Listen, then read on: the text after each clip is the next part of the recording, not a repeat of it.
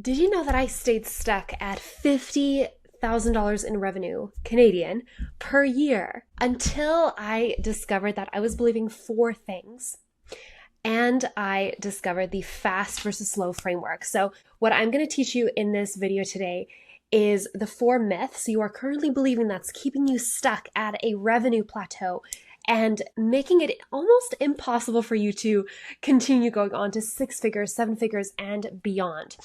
And then I'm also going to give you the framework that I've been starting to use to know, okay, when do I actually need to take action fast? When do I need to take action slowly?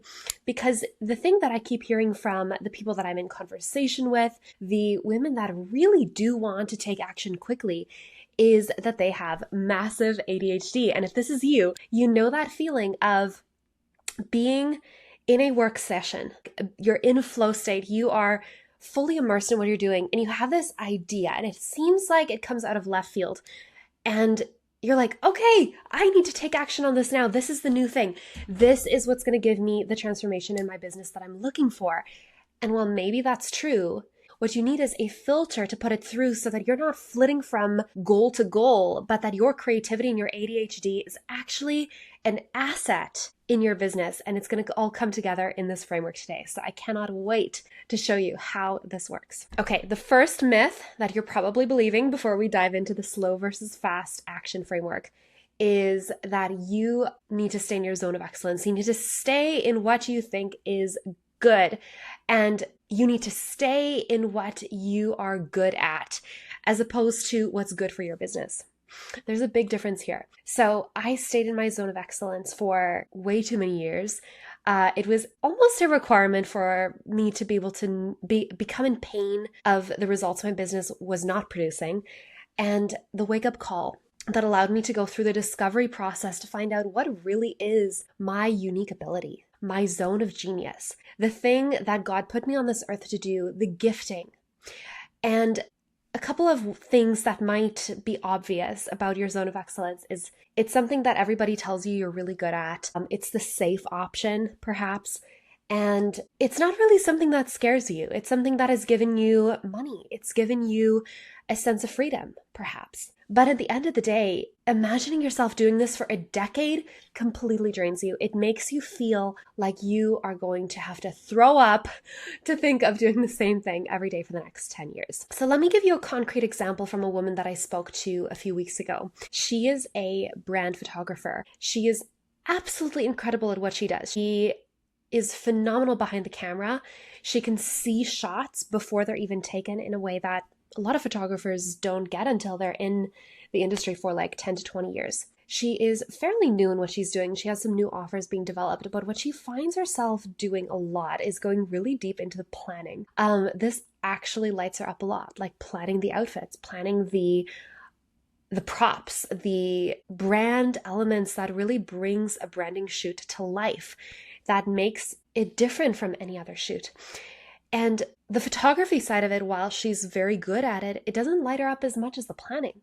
And she found this to be so crazy because this is something she's good at. Everybody says she's talented, but it's not the thing that lights her up. So what I told her is, what if there was a way you could lean into the part that lit you up? And it gave you so much energy that energy was communicated to your prospects, the people you are wanting to sell to. And the crazy thing is that abundance is a byproduct of working in our zone of genius, the thing that actually lights us up. So there's always a way to be creative and lean into that area. So stay in your zone of excellence. It's safer is myth number one. Myth number two is wait until you feel ready to take action. And when I say it like that, it doesn't seem much of a myth. If you've been listening to my channel long enough, you know that this is a myth. But there's a few of you out there who still may be believing this. And I was personally waiting to feel ready before I would take action on ideas that scared me. You kind of make up the stories in your head of reasons why you're waiting. So for instance, maybe you're scrolling on Instagram one day and you see somebody making a post about the exact thing that you work on, and they're talking about how this is a struggle for them. You have that spark of the idea in your head, the dopamine, the adrenaline, your heart rate beats a little bit faster, and you think to yourself, this could be an amazing collaboration. Or if I just got on a call with them, showed them a new way of thinking about this, their entire life could be transformed. I'm sure you've had moments like that. If you go and put that on a to-do list, it's like it has an expiration date. The dopamine kind of trickles out of the idea, and it's actually replaced by cortisol is poured in. So that when you look at that item on your to-do list, you are no longer as excited about it as if it was in that same moment. Because you're waiting to take action. You don't feel confident. You actually build confidence through taking action. Confidence doesn't come before you take action. It comes after. And if you take action, have courage to do the thing anyways, that is when your confidence will soar. So I was actually just on a client call, the weekly coaching call for my business coaching program, and we were going through overused words. My client, she was telling me she was looking deep into the word confidence because this is an overused word. And really what it means is it comes from the same root as confidant. What does confidant mean? It is somebody you can trust, it's somebody you confide in. Confidence comes from taking action and trusting yourself. Trusting that you will follow through, that you can trust your own ideas, that you can trust your gut in business. And that is what becomes confidence. It's really trust in yourself. It's trust. That's the essence of confidence. And personally, I'm a Christian. My word of the year is faith. And faith really is knowledge in what God does for me and trust that He will do it. I can be confident that He is a God of abundance. I can be confident in the fact that He has an abundant future for me.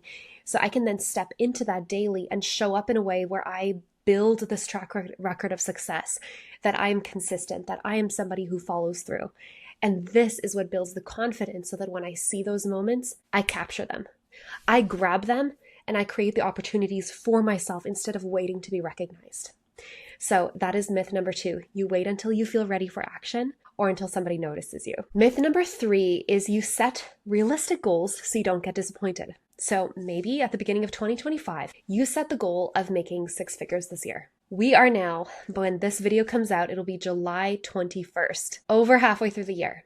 Maybe you haven't quite reached that 50K halfway midpoint goal yet. Maybe you are at $18,000 for the year, which is amazing. Like that is something to celebrate in and of itself. But what do you think would have happened? You just reached 18% of the goal at the halfway mark. What if you reached 18% of your goal of $1 million?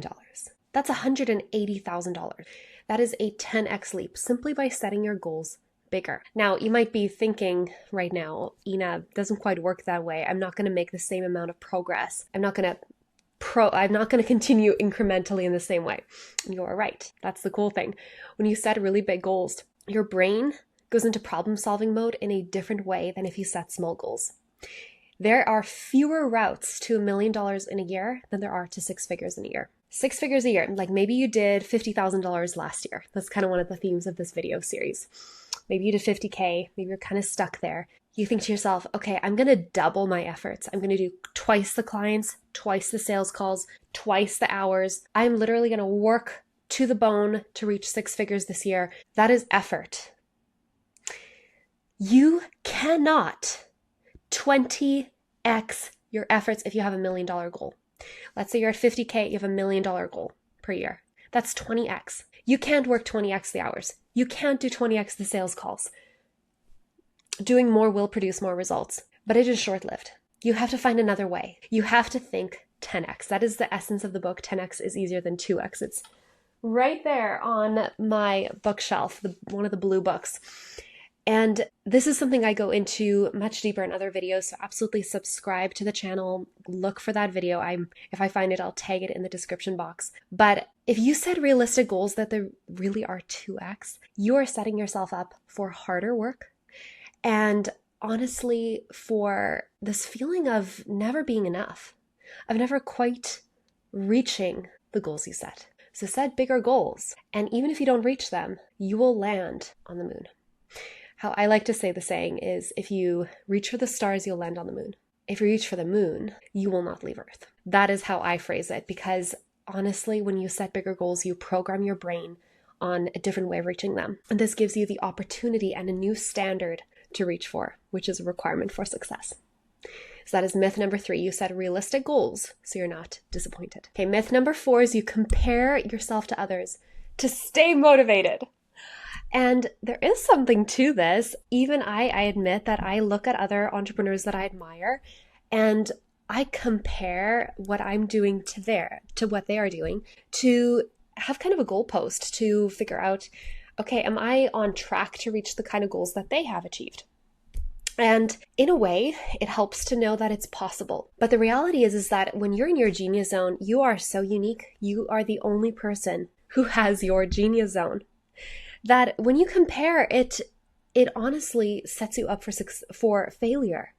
Comparison is the thief of joy, is what my mom would always tell us growing up. When you compare yourself, you actually go into a mindset where you feel like you're not good enough, like you're behind. And my uncle would always tell me when I was growing up, we were homeschooled. I was always behind on my schoolwork. He would ask me, what are you, behind a tree? You are exactly where you're supposed to be in every given moment. If you live in the present, you set big goals, you take action, and you are living in your genius zone. So all of those things, like you comparing yourself to screenshots of their revenue, comparing yourself to how many followers they have, maybe they joined the same program as you at the same time, and you think, what am I doing wrong? What's wrong with me? Stop thinking about that. Think about what's right with you. Think about what your genius zone is. Lean into that. See the fact that they've already reached a six-figure business as just more evidence that it's possible, and move on.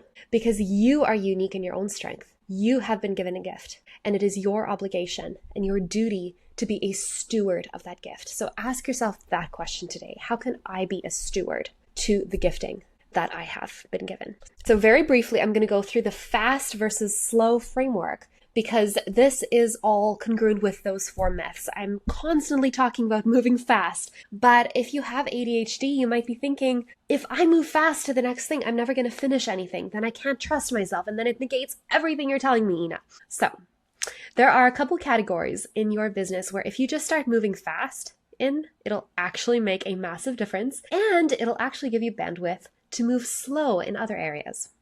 So fast action requires courage. It requires a filter, and it requires strategy. So we're just going to talk about the different categories that you need to move fast on. Number 1 is idea selling. So just recently, I actually arrived back home today from a trip where I conducted a VIP day with a client who lives in New York City, or near New York City. And this was an idea that I had about, end of May, and we did the VIP day mid-July. So it was about a 6-week period, but I needed to really have a response from her by the end of May in order to book the room, book the flights, like get everything ready. And I had the idea. I'm actually going to tell you the exact story in the next video, so I'm not going to give you too many spoilers. But I had the idea and I acted quickly when I had that fresh boost of dopamine. So idea selling. Some good options for this is an inspired idea for an offer for a specific group of clients, a new type of workshop or webinar. Every rep you do gives you information, so just take action. A collaboration, like having somebody on your podcast, seeing where you can pitch yourself to be on other people's podcasts, sending messages to people, sales conversations, and low risk type of tests like a YouTube video. I'm literally filming this in between a coaching call and getting my toddler out of bed. I have like a 30-minute block in order to do this, and I'm moving fast because I know that I have a message on my heart. I've been in a growth environment for the last week, and I want to be able to communicate that so that I can continue on to be the best mom that I can be. So that is really what requires fast action. Now, every time you change something in your business, I learned this from Alex Hormozy. He says that there's a cost of about 20%. So some things you can't move quite as fast on. You kind of, especially if you have a team, you can't just consistently throw new ideas at them. You have to do it in a good pace. I have frameworks for this in my programs that I could teach you. But a couple of good questions to ask yourself is this reversible? If yes, move quickly. Is it foundational to my business? And is it in line with my values? So that's your filter. That's like the filter test. And is it in your zone of genius? That's actually the 4 questions. And if you're watching this video today, you've probably talked yourself out of more opportunities than you've taken. So it's time to run your ideas through those 4 filters and see if you can move on it within 24 hours, if it falls in those categories. So that is moving fast. Moving slow falls very much in line with Cal Newport's book, Slow Productivity. I recently finished listening to this one, and these are honestly the foundational elements that build the roots of your business. It is things like deep strategy work. It is systems building, curriculum development, relationship building with long-term clients, skill development. I've been spending 20 years learning the cello. I'm still not where I know I can be. In fact, Pablo Casals, maybe it was Rostropovich, one of those famous cellists, they were asked when he was 92 if he feels like he has reached the pinnacle of knowing how to play the cello. And you know what he said? He said, I actually still have about 20 years left of learning to do.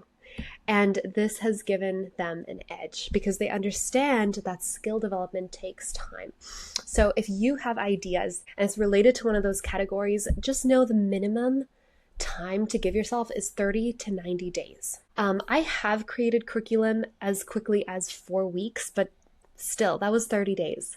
And that curriculum now, 9 months later, is still evolving. So it really depends on the category. And if you're wondering what category some of your ideas fall into, just comment below your idea and I'll go through each of those comments and be able to give you some feedback. So I'm here for you.